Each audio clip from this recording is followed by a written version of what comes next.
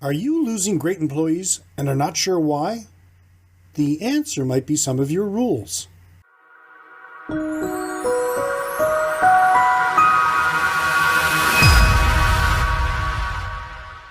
Welcome to another edition of Hospitality Property School. I am your instructor, Jerry McPherson. There are hospitality property owners and managers out there who are doing things the way it's always been done because that's the way it's always been done.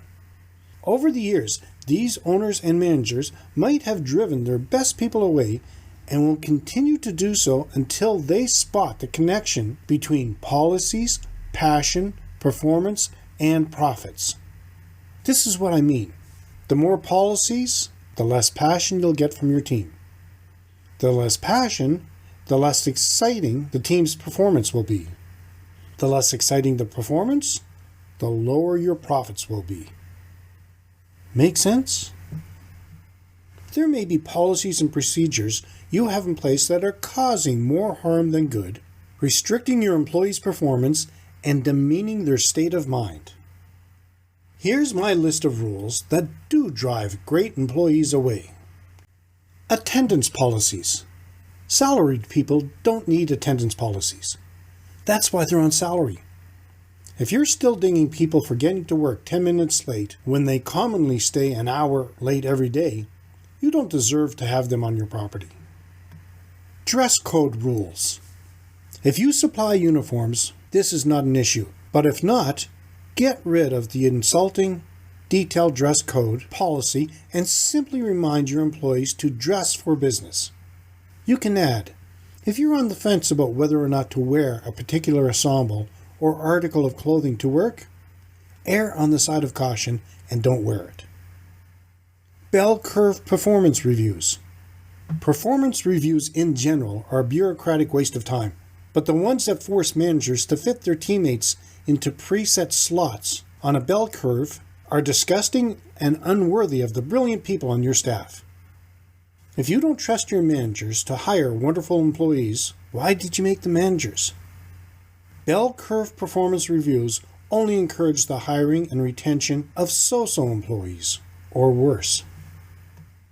Bereavement-Leave Policies. There are still employers that require their employees to bring in a funeral notice in order to be eligible for a few days paid bereavement leave. That's shocking and horrifying.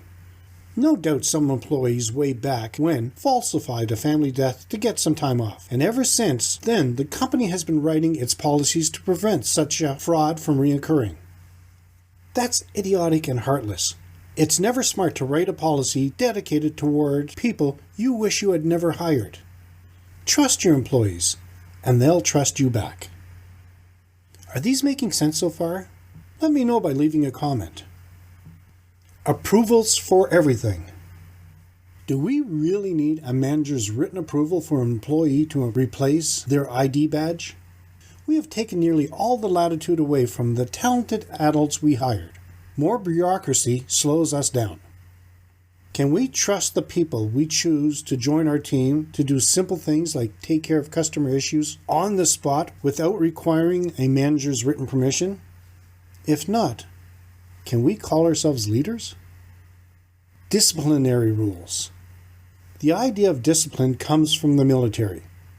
We don't think it would be appropriate to put our kid's piano teacher or our plumber on probation, so why would we do that to the employees on our teams? The idea of progressive discipline makes no sense in the knowledge economy we operate in now. We're all adults. If someone goofs up, we can have a conversation about it. We can figure out where things broke down, and if we don't trust a person to represent our brand, what good will probation or a written warning do? Feedback mechanisms. Employee engagement is a crock and a slap in the face to your teammates, most of whom would be happy to tell you to your face what your company is doing right or wrong. All you have to do is walk up to them and ask, face to face, and listen to what they have to say. Annual employee engagement surveys are a paper pusher's answer to the question, how are we doing? How's the team? Do you ask your husband or wife to fill out a survey and tell you how you're doing as a partner? They would probably have a sharp answer for you if you proposed that approach. Why should the valued collaborators you work with see things any differently? Lose the engagement survey and make it easy for your teammates to tell you what is working and what isn't in the moment. Hiring processes. It's easy to fill job openings when you do these 3 things. Write job descriptions in English or your local language rather than in corporate zombie speak. Treat job applicants like valued collaborators rather than interchangeable machine parts or pieces of meat.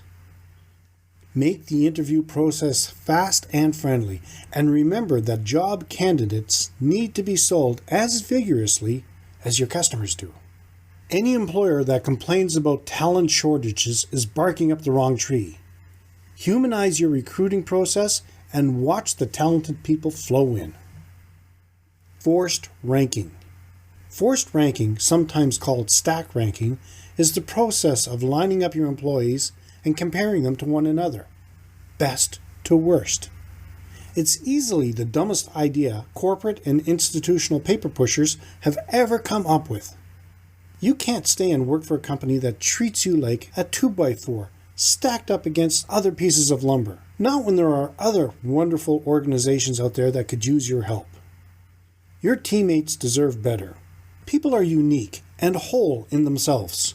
There's nothing to compare between one person and another. Thank goodness. Smart employers have always known this, and any organization that doesn't get it doesn't deserve the talents of great employees. In conclusion, trust your employees and watch what happens. As leaders, we have many pathways to help our great team members. What's the best approach? Well, that depends on the individual. Regardless of the path we choose to be helpful, when we believe in people with whom we work, it can be magical. Leaders are signal senders. We can foster the confidence of individuals and teams through our trust and believe in them. As leaders, let's be aware of the beauty and power of our signals of trust. Let's empower them. They will respond with a strong desire to live up to your belief in them, and they will do their very best. And that's highly effective leadership.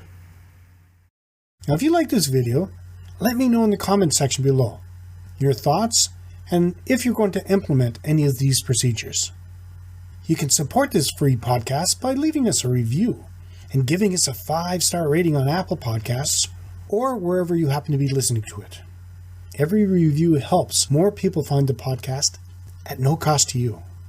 If you know someone who might benefit from this video, please feel free to share it and make sure to hit that like button. I appreciate the feedback. Be sure to subscribe and hit the little bell to be notified when I upload a new video. Thank you so much for your attention, and let's continue to work together to put heads in your beds. Until next time, have a fun day. We will see you next time, right here in Hospitality Property School.